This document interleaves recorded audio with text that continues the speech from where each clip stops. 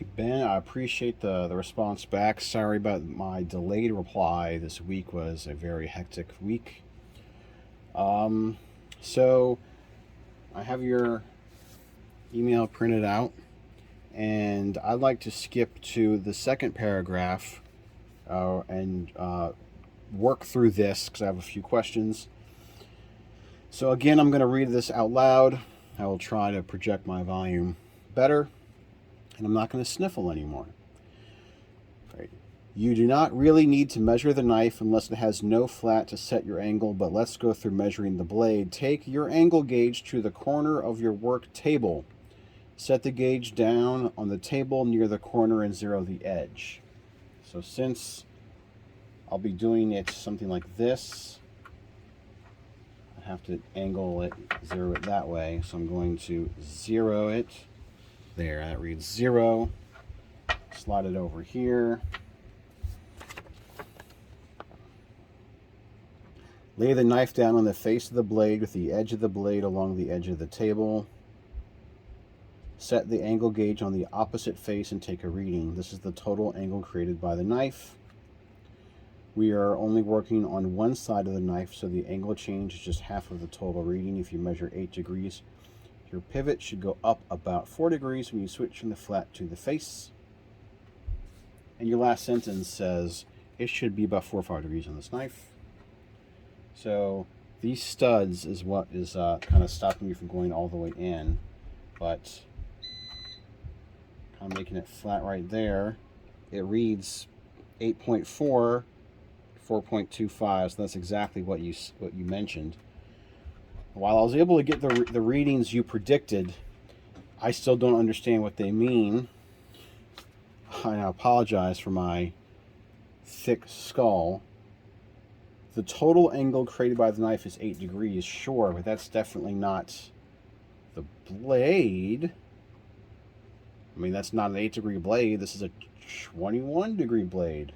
So, but I will kind of stick that number back in my head, and maybe it'll make itself apparent further on when we start running through the sharpening aspects you talked about.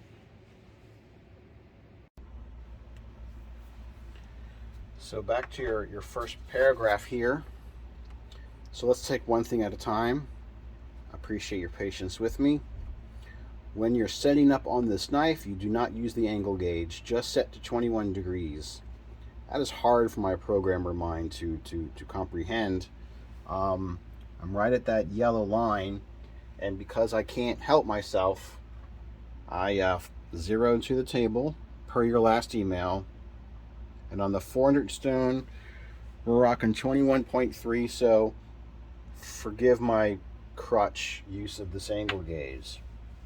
But we're at 21 degrees.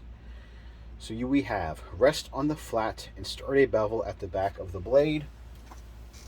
Initially, when you said I could get more on top, I was running into the thumb studs right here hitting the table. So let me first put some water on this stone.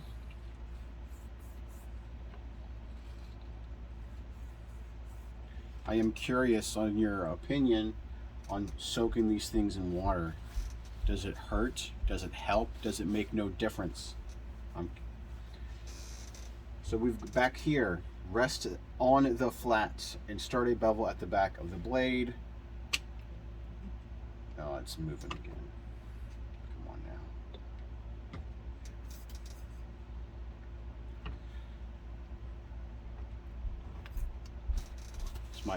This might encourage me to invest in an EdgePro clamp.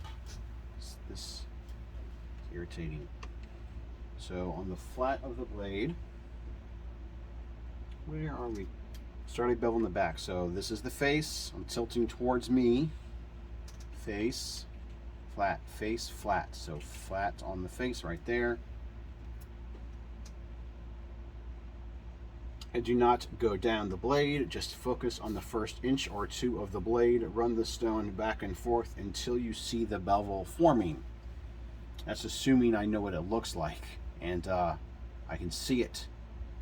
So So I'm just going to move ahead.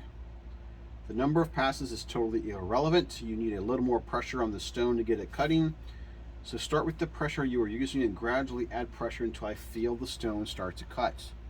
That's another thing I'm not really sure I know what that feels like.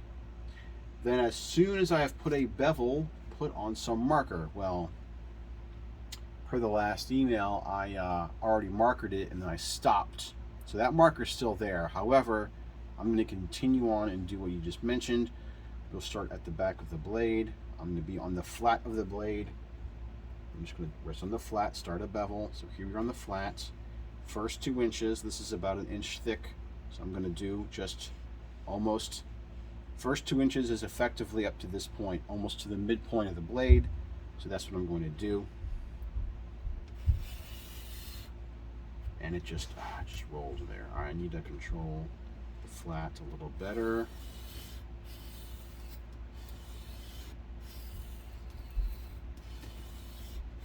I mean, it feels like it's cutting.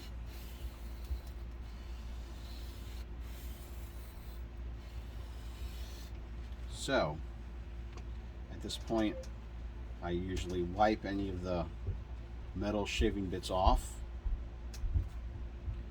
And as I see a bevel forming, well, I mean, it looks cut. It actually removed almost all of the marker. So, we are going to move to the next step at this point. Put on some marker. So I'm going to put on some marker. I probably should invest in some Sharpie chisel tips because I feel like I'm cutting the crap out of these Sharpie markers. Now I'm going to marker all the way down the blade because I'm assuming that's what we do here. So now it's markered all the way down the blade. Move to the face of the blade. When you touch the stone to the bevel, you will see that you are just touching the back of the bevel. Raise the pivot about 2 degrees and retest.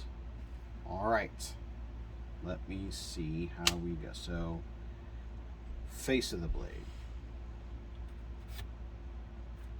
I'm hitting the stud right there. That's a knife problem design. That's not a fault of this design, the EdgePro. This is a problem of this cheap NRA member gift knife. Which really means I can't, I'm not going to be able to sharpen that like 1/4 centimeter, which is going to drive me nuts, but whatever. All right. Adding pressure like you told me to. Holy shit, that was... When I rotate it down, I think what's happening is this back part is lifting up high enough for it to want to slip over this edge guide. So I'm going to have to be very cautious and careful with what I'm doing. Again, I'm adding pressure, but I'm not bearing down on it and breaking a sweat. Okay, so wipe off the metal bits. I'm just touching the back of the bevel. I'm going to use handy dandy goggles and we're going to see. Yes, you're 100% right. Just touch the back of the bevel. So spot on. Let's move forward. Okay. Raise the pivot about 2 degrees and retest. Forgive my use of this crutch. When we say raise the pivot, we're going to go up. That's my interpretation. Keep this away so I don't stab myself. We're at 20.2, so I'm going to go to 22.2 or as close as I can get to it.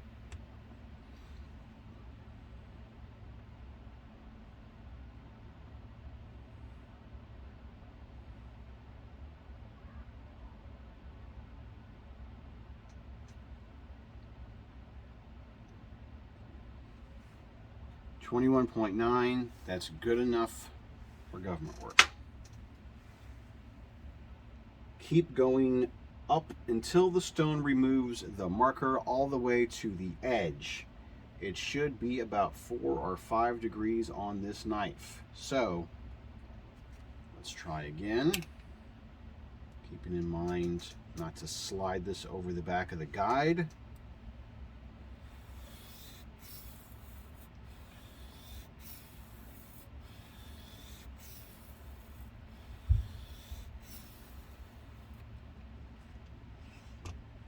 Wipe off excess metal and don my glasses here. Let's check. And that looks, man, like, you're right, I'm barely there. So 4 or 5 degrees. Man, I'm very impressed how you can just kind of look at this thing and be like, oh, because I think you nailed it. 4 or 5 degrees. All right, so we're gonna go up 1.5 degrees, so 22.9, 23.5. I'll just split the difference. I'll just go 23 right here, and let's continue.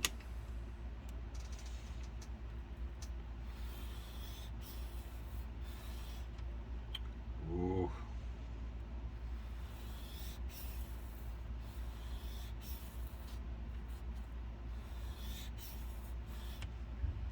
All right, slide it down.